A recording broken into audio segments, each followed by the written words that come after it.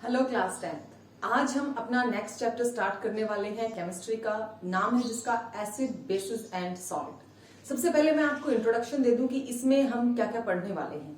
Chapter number 2 है हमारा, नाम है एसिड्स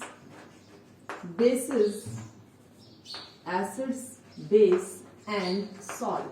ठीक है बेटा, आपने प्रीवियस चैप्टर में एक बहुत ही इंपॉर्टेंट रिएक्शन की थी, नाम था न्यूट्रलाइजेशन रिएक्शन, जहां पर एसिड और बेस दोनों रिएक्ट करके सॉल्ट प्लस वाटर की प्रिपरेशन कर रहे हैं।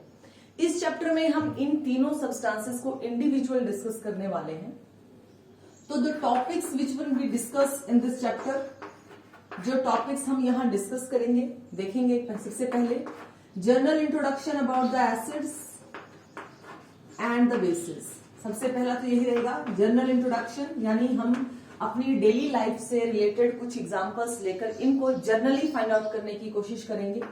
सेकंड टॉपिक हमारा रहेगा इंडिकेटर्स, यानी कुछ ऐसे सब्सटेंस होते हैं जो हमें फाइंड आउट करवाते हैं, इंडिकेट करवाते हैं कि the given substance is acid और बेस। नंबर 3 पर हम इनकी प्रॉपर्टीज पढ़ेंगे individually, properties of acids and bases. ठीक है, दोनों को इंडिविजुअली डिस्कस करना है। Physical and chemical property both individually पढ़ेंगे। नंबर 4 पर हम पढ़ेंगे बेटा पीएच होता है बेटा हाइड्रोजन आयन कंसंट्रेशन, इसको भी थोड़ा सा डिटेल में करना है। हाइड्रोजन आयन कंसंट्रेशन, ठीक है। जब ये टॉपिक स्टार्ट होगा तब मैं आपको बता दूंगी कि हम ये क्या डिस्कस कर रहे हैं।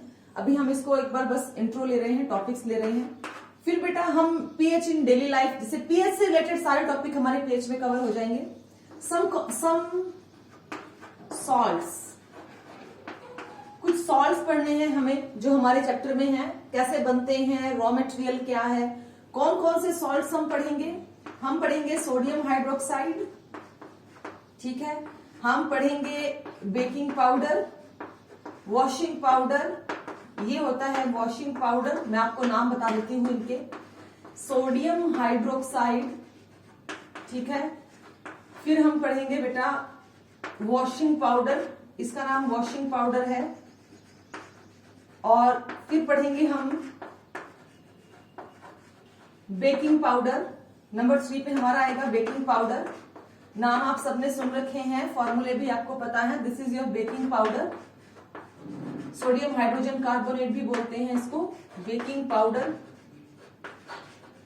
और फिर बेटा हम पढ़ेंगे नंबर 4 पर bleaching powder, CaOCl2, that is bleaching powder, ठीक है।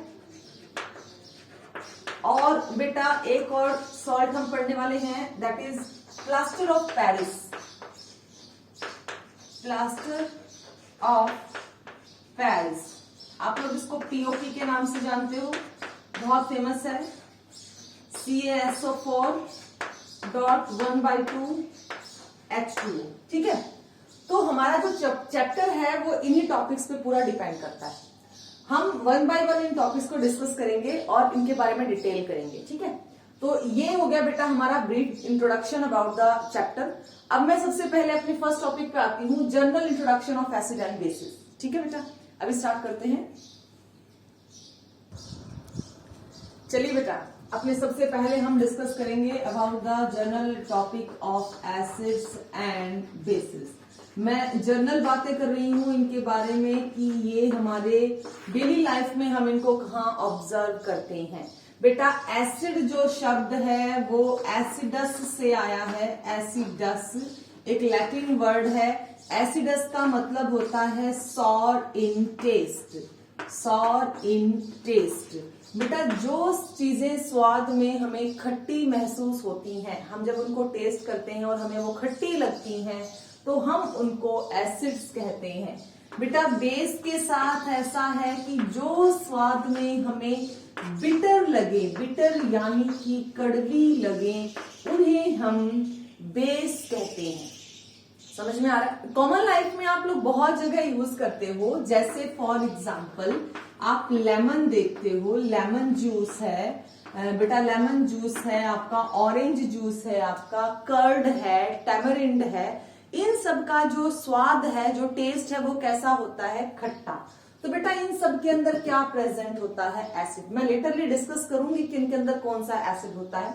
ऐसे ही बेटा जैसे करेला है जिसको आप बिटर गार्ड बोलते हो, बिटर गार्ड है, जैसे नीम है, बिटर गार्ड हो गया, नीम हो गया, या फिर जो साबुन है, कभी गलती से अगर टेस्ट हो गया हो तो साबुन है। ऐसे और बहुत सारी चीजें जो स्वाद में हमें कड़वी लगती हैं, हम उनको बेटा वो सब्सटेंसेस जो है बेटा वो बेस होते हैं।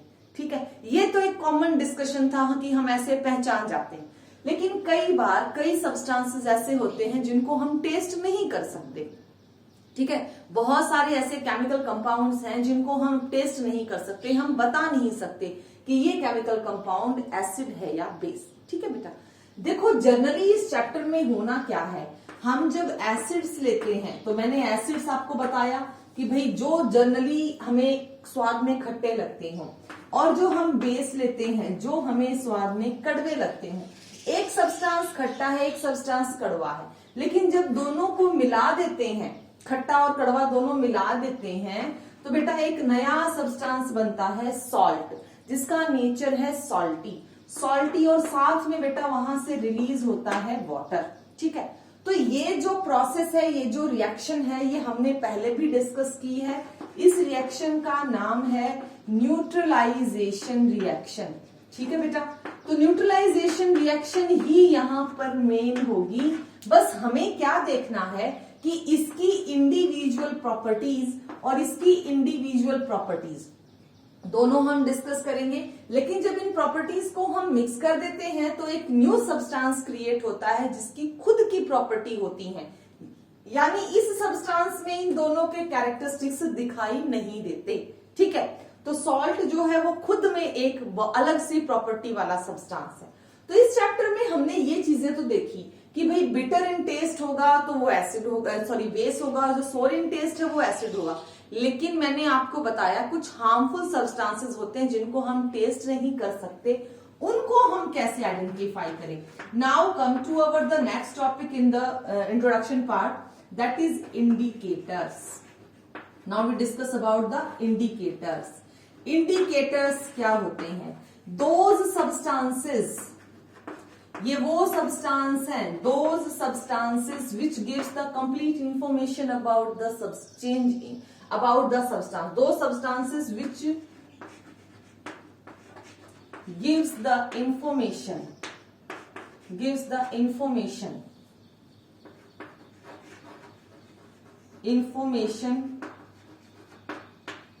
of given substance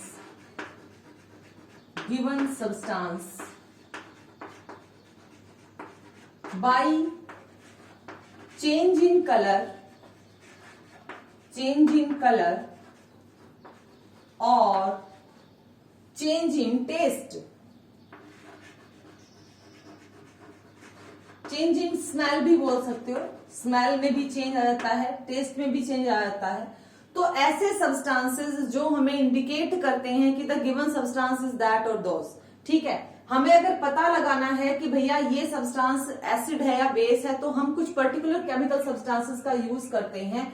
वो सब्सटेंस हमें क्या करते हैं, बताते हैं कि ये कौन है, उनको हम कहते हैं इंडिकेटर्स। बेटा जैसे आप लोग बाइक राइड करते हो, स्कूटी राइड करते हो, तो आप लोगों को अगर लेफ्ट टर्न लेना होता है तो आप लेफ्ट इंडिकेटर प्रेस करते हो, तो लेफ्ट इंडिकेटर, लेफ्ट एरो से आपको मालूम चलता है, आपको नहीं पता चलता, आपने इंडिकेटर दे दिया, आपसे जो पीछे आ रहे हैं, आप जो आगे आ रहे हैं, उनको मालूम है कि भाई अब ये जो व्हीकल है ये लेफ्ट में टर्न होगा।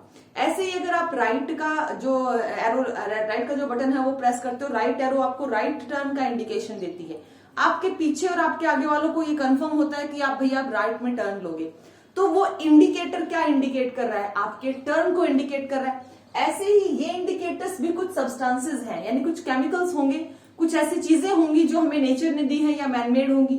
तो ये इंडिकेटर्स क्या कर रहे हैं, ये या तो अपने अंदर चेंज लेकर लाकर दिखाएंगे कि भाई ये चीज एसिड थी तो मैं ऐसा हो गया, ये चीज बेस थी तो मैं ऐसा रह गया। ठीक है, तो हमें ये बताते हैं कि the given substance is acid और बेस, हम इनको इंडिकेटर्स कहते हैं। बेटा इंडिकेटर दो तरह के होते हैं, इंडिकेटर दो तरह के पाए जाएंगे, types of indicators,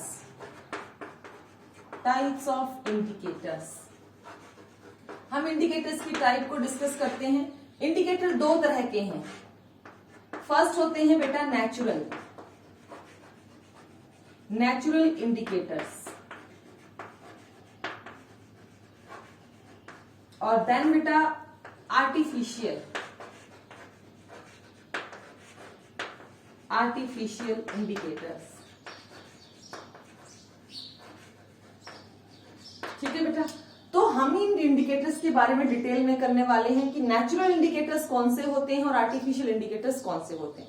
natural indicator वो होंगे बेटा जो हमें नेचर ने दिए हैं। बहुत सारी चीजें हैं हमें पता नहीं होता, हमारे आसपास, हमारे किचन में, हम जो डेली यूज में लाते हैं, ऐसी बहुत सारी चीजें हैं जो इंडिकेटर का यूज, इंडिकेटर की तरह इस्तेमाल होती हैं, बस हम उनको रिकॉग्नाइज नहीं कर पाते।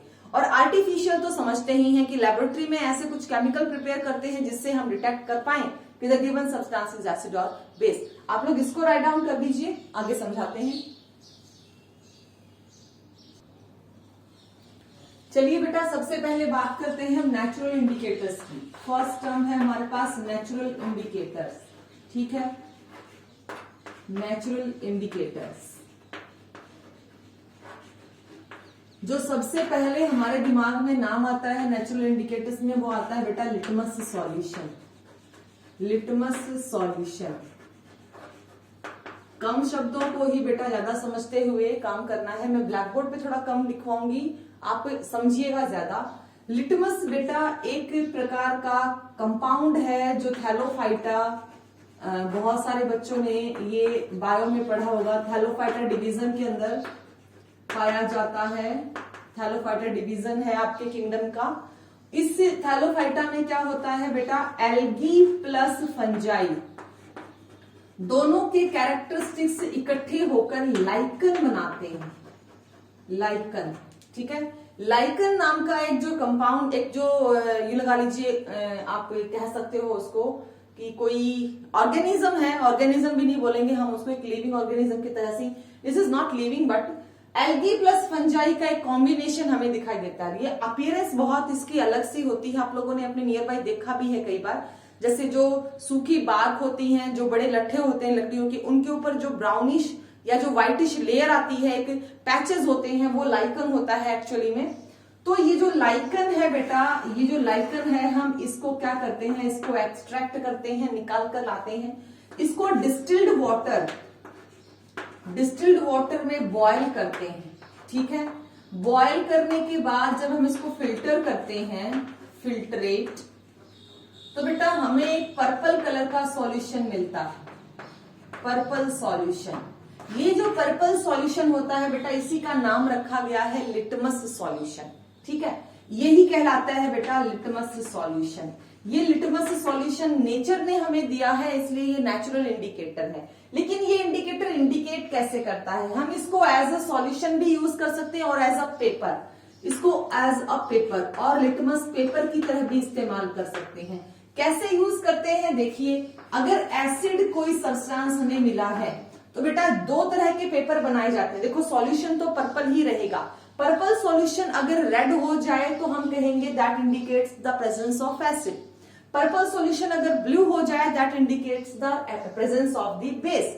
लेकिन पेपर के बारे में क्या, अगर हमें पेपर स्ट्रिप्स मिल रही है तो हम दो स्ट्रिप्स बनाते हैं पेपर की। एक स्ट्रिप होती है बेटा रेड लिटमस पेपर, ठीक है, और बेटा एक होता है ब्लू लिटमस पेपर, एक होता है बेटा ब्लू लिटमस पेपर।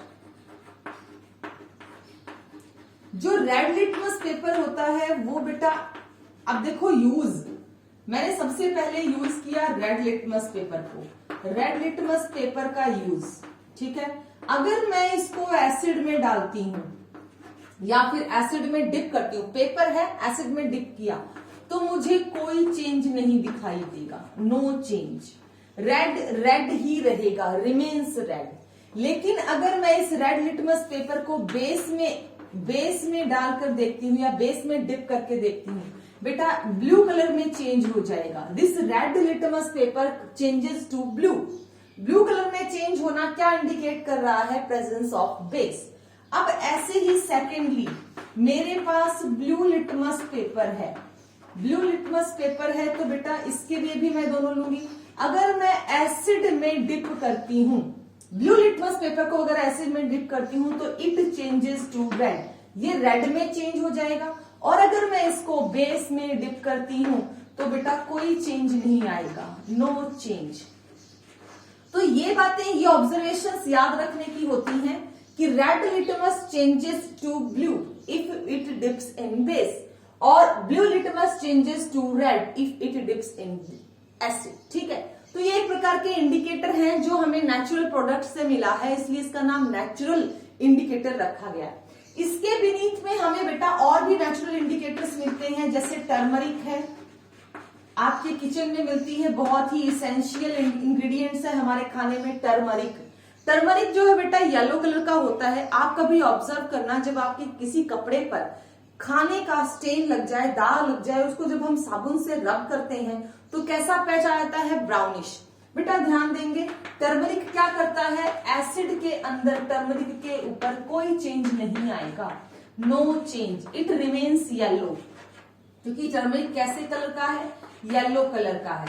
ठीक है, लेकिन when we rub the base on it, it turns into reddish brown, ये रेडिश ब्राउन में बदल जाएगा। ठीक है, तो क्या कह रहा है कि अगर रेडिश ब्राउन कलर चेंज हो रहा है, yellow to reddish brown, it means वहां पर कौन सा सब्सटेंस प्रेजेंट है, बेस है। अगर येलो से कोई चेंज नहीं आ रहा है तो हम क्या कहेंगे, वो कौन सा सब्सटेंस है, वो एसिड है।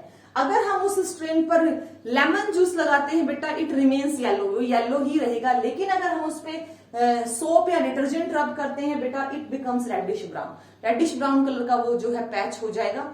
तो ये भी एक नेचुरल इंडिकेटर की तरह काम करता है।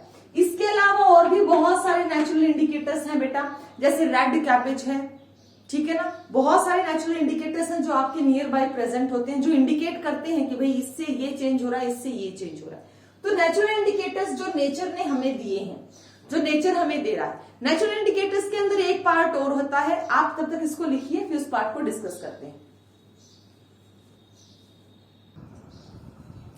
चलिए बेटा, एक और टाइप के नेचुरल इंडिकेटर्स डिस्कस करते हैं, that are called olfactory indicators, olfactory indicators. ठीक है, ऑल्फैक्टरी लॉब्स हमारी नोज में होती हैं टू डिटेक्ट स्मेल।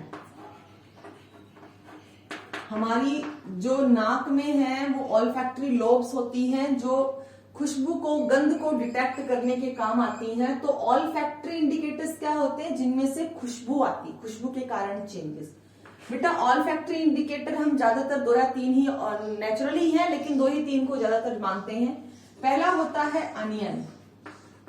ठीक है बेटा, अनियन को जब हम बेस में डालते हैं बेटा, इसकी स्मेल डिस्ट्रॉय हो जाती है, यानी कि खुशबू, किसी भी आप बेसिक सब्सटेंस में इसको डालेंगे तो इसकी जो स्मेल होती है, जो तीखी स्मेल है सल्फर के कारण आती है, वो डिस्ट्रॉय हो जाएगी। लेकिन अगर आप इसको किसी एसिड में डालेंगे तो बेटा इट रिमेन्स एज सच, वो वैसे की वैसी ही रहेगी, रिमेन्स एज सच।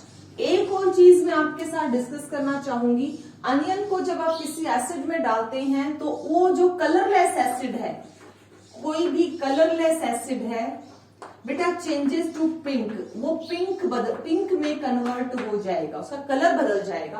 तो that's why onion also indicate that the given substance in which the smell of onion remains as such and the colour will change into pink is that substance is an acid. Similarly ये number 1 था।